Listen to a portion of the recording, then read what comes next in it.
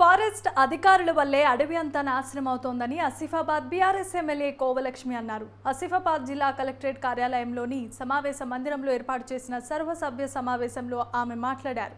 గిరిజన గ్రామాలకు రోడ్లు మంజూరైతే అటవీ అనుమతులు లేక పనులు నిలిచిపోయి రాకపోకలకు అవస్థలు పడుతున్నారని తెలిపారు.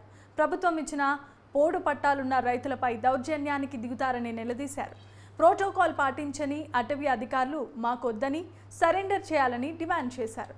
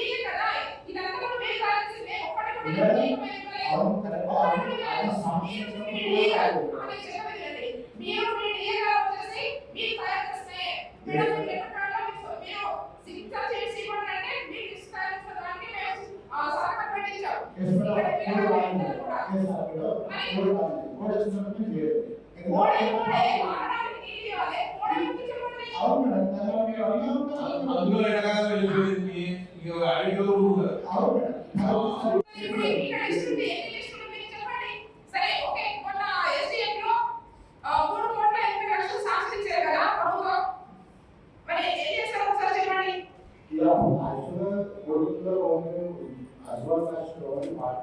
have